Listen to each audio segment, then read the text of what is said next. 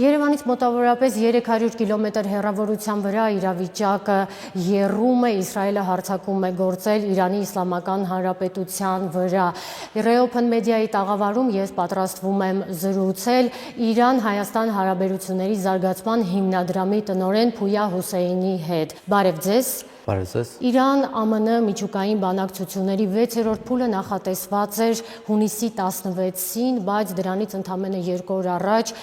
Իսրայելը հարձակում գործեց Իրանի վրա։ Ինչու հենց այս շրջանում, ինչու հիմա։ Մինչև բանակցությունները Իսրայելը փորձում էր ամեն ինչ անի, որ այդ բանակցությունները զախողում գնա եւ Իրան եւ Միացյալ Նահանգները չի հասնեն համաձայնությունին, որովհետեւ դա Իսրայելին ձեռնտու չի, Իսրայելի գոյությունը կապված է անկայունություն տարածաշրջանում եւ դրանով է սնվում, դրա համար էլ զախողելու նպատակով բանակցությունների 6-րդ փուլը, որ պետք է Կիրակի օրը տեղի ունենա, այդ հարձակումը կատարեց եւ իհարկե այդպես որ Միացյալ Նահանգները տեղյակ են բահել, Միացյալ Նահանգները հրաժարվում է այդ տեղեկատվությունը, որ ուղիղ մասնակցություն ունեցել է, բայց փաստը մնում է փաստ, Միացյալ Նահանգները տեղյակ է եղել եւ չի փորձել զերծ պահի Իսրայելին նման հանցագործությունին, մինչեւ 6-րդ փուլը ինքը փաստորեն տապալեց Իրանի եւ Միացյալ Նահանգների եւ Արևմուտքի դիվանագիտական գործընթացը, բանակցությունները եւ դրանից հետո Իրանը այդ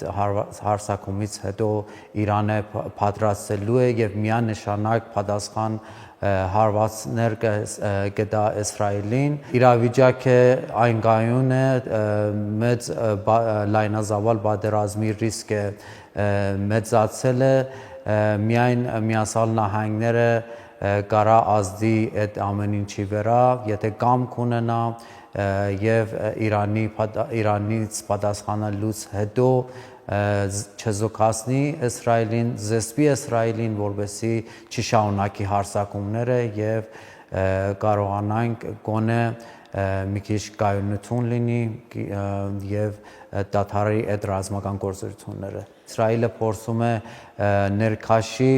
Միացյալ Նահանգներին պատերազմի մեջ Իրանի դեմ եւ Իրանը հարկադրված է պատերազմին եւ միանշանակ ամեն ինչ անելու է իր տարածքային ամբողջականությունը եւ իր երկիրը պաշտպանի եւ հակահարված հասնի այդ թշնամիներին, որ Իրանին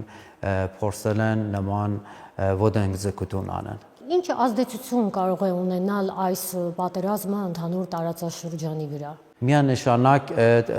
պատերազմը, եթե լայնածավալ պատերազմ լինի, կարող է տեղափոխվի Հարավային Կովկաս, որովհետև Հարավային Կովկասը կարա լինի երկրորդ ճակատը Իսրայելի համար Իրանի դեմ, Իսրայելը Ադրբեջանի հետ երկարաժամկետ համագործակցություն ունեն, անվտանգություն եւ ռազմական համագործակցություններ ունեն եւ եթե անկայունանա բոլոր ամբողջ տարածաշրջանի իրավիճակը, բոլոր տարածաշրջանում կարող է անկայունություն լինի եւ նաեւ Ադրբեջանը կարող է առիթից օգտվի եւ ինչ որ իր ներդրումները իրականացնի Հայաստանի վրա, մտահոգված ենք մենք դրա համար եւ պետք է բոլոր սցենարները Իրանը հաշվի առել, նախապես պատրաստ է եղել նման հարձակումներից եւ բոլոր սցենարները Իրանը պատրաստված է։ Այսօր ոչնչացվել են Իրանի ռազմաքաղաքական վերնախավի առաջին դեմքերից,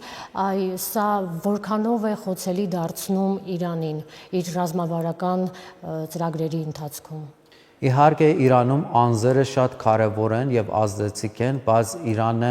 համակարգված երկիր է, անձերով այդքան բայնավորված չի, մենք տեսել ենք պարոն Ռայիսի զոհելուց հետո Իրանը նոր նախագահ ունեցավ, Qasem Soleimani նահատակելուց հետո մենք ունենանք նոր հրամանատարներ, Իրանը ժամերից անց նշանակեց Իրանի հոգևոր առաջնորդ է նշանակեց այդ Փաշտոնյաները, այդ ռազմական գործիչները, որ զոհվել են իր փոխարինողները եւ իրեն գործելու են իրենց նույն խնդիրները, որ դերված է իրանց համար, եւ Իրանը համագարկված է եւ այդքան հեշտ չի Իրանին անձերի ոչնչացնելով եւ թերոր անելով խոսելի սարքել։ Իրանը բազմիցս հայտարարում է, որ չի ընդունի Հայաստանի տարածքային ամբողջականության որևէ տիպի խախտում, բայց այս փուլում Իրանը զբաղված է իր ներքին հարցերով շատ լուրջ։ Այս պարագայում Հայաստանը բավականին խոցելի դիրքերում է։ Եթե անցանկալի որևէ սցենար լինի ի վնաս Հայաստանի, այս պարագայում որն է ձեր տեսակետը, ինչ քայլեր կլինեն։ Իհարկե Հայաստանի հարցը միայն Հայաստանի հարցը չի, Իրանի անվտանգությունը դրանից կապված, Հայաստանի անվտանգությունը, Իրանի անվտանգությունը տարածաշրջանում։ Մենք բազմիցս Իրանի ռազմաքաղաքական առաջնորդները, ղեկավարները ընդգծել են իրանց կարմիր կեցերը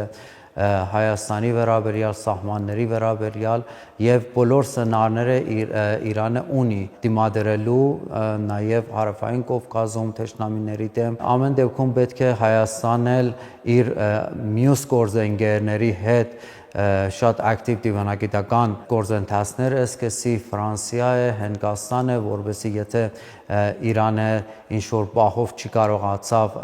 ազդի գործընթացների վրա եւ սպառնալիքների չեզոքացման համար այլ ընթերանքներ լինեն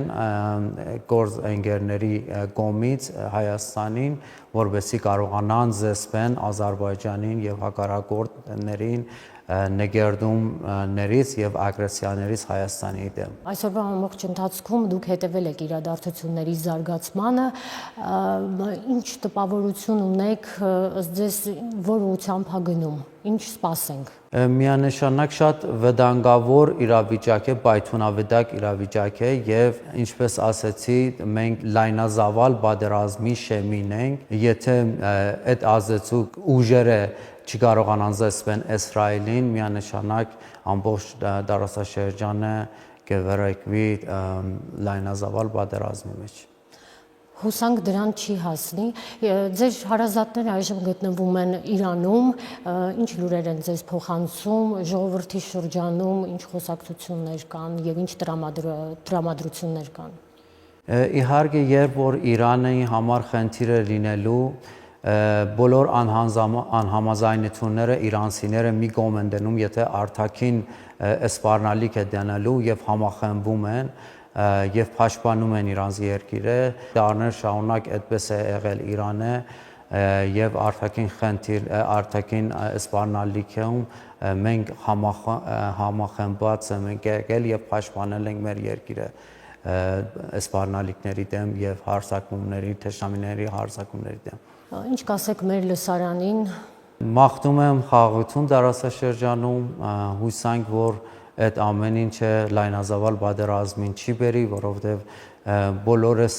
բոլոր երկիրները տարածաշրջանում կտուժեն, Իրանի անվտանգությունը կարա ազդի բոլոր երկիրների, հարևան երկիրների անվտանգությունի համար եւ մաղթում ենք, որ խաղաղություն լինի, ինչ որ հնարավոր է արվել է եւ արվում է Իրանի կողմից, որովհետեւ նման իրավիճակ չի ստեղծի, բայց հիմա մենք հակատերված ենք պատերազմին եւ հակատերված ենք պաշտպանելու մեզ, պաշտպանելու մեր գոյությունը, մեր ինքնությունը եւ մեր երկիրը, հույսանք, որ ամեն ինչ լավ լինի։ Շնորհակալություն։ Նույնպես շնորհակալություն։